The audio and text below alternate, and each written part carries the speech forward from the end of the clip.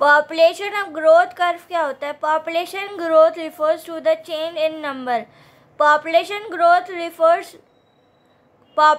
Growth curve जो होता है वो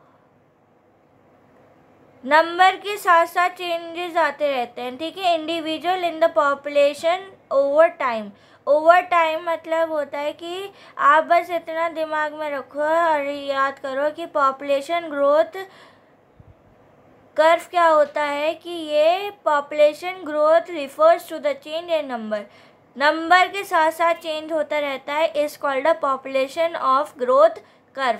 बस इतना याद कर लो कि पॉपुलेशन ग्रोथ जो होता है वो नंबर के साथ साथ चेंज करता रहता है, is called a population growth curve, ठीक है। बस इतना याद कर लो, आपके लिए बहुत है। 2 main types of population growth curve. 2 main population growth curve होता है, पहला एक्सपोनेंशियल ग्रोथ कर्व और दूसरा होता है लॉन्गिस्टिक ग्रोथ कर्व, ठीक है।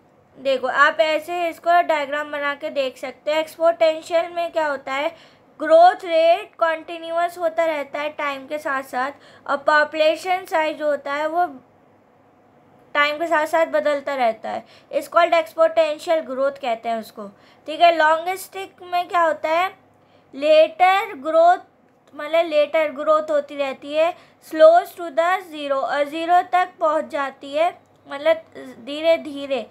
ये कॉन्टिन्यूअस मतलब होता है कि जल्दी ग्रोथ होती रहती है, ठीक है। ज़ीरो से बढ़ेगा, ज़ीरो से एकदम से बढ़ जाएगा, इस कॉल्ड एक्सपोनेंशियल। और लॉन्गिस्टिक में क्या होता है कि धीरे धीरे कर करके बढ़ता है, इसको लॉन्गिस्टिक, ठीक है। टाइम के साथ साथ ऐसे होता है, ठीक है। अब देखो एक्सपोनेंशियल में जे शेप्ड बनता है और लॉन्गिस्टिक में एस शेप्ड बनता है, मतलब सेगमॉइड बनता है, ठीक है। ये रैपिड एंड अनलिमिटेड होता है, ये start rapidly but slows as the population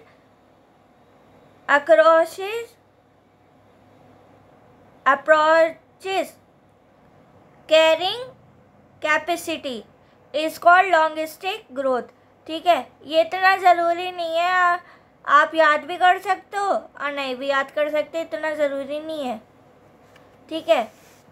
बस क्या क्या ज़रूरी है, एक तो इसका डेफिनेशन, पॉपुलेशन ग्रोथ कर्व जो होता है वो नंबर के साथ साथ चेंज करता रहता है, ठीक है, इस कॉल्ड पॉपुलेशन ग्रोथ कर्व, ठीक है। 2 मेन होता है पॉपुलेशन ग्रोथ कर्व का, एक होता है एक्सपोनेंशियल ग्रोथ कर्व और दूसरा होता है लॉन्गिस्टिक ग्रोथ कर्व, और ये इसका डायग्राम हो गई, ठीक है। ये इतना ज़रूरी नहीं है, ठीक है, याद कर भी सकते हो नहीं भी याद कर सकते हो, आपकी मर्ज़ी है, ठीक है। वैसे तो ज़रूरी नहीं है आपको याद करना, बस यहाँ तक याद करके फिर आगे बढ़ जाना है, ये इतना ज़रूरी नहीं है कि आप डिफ्रेंशिएट कर सको, ठीक है। एक्सपोनेंट ऑफ इकोसिस्टम क्या होता है, ये अगली क्लास में बताऊंगी।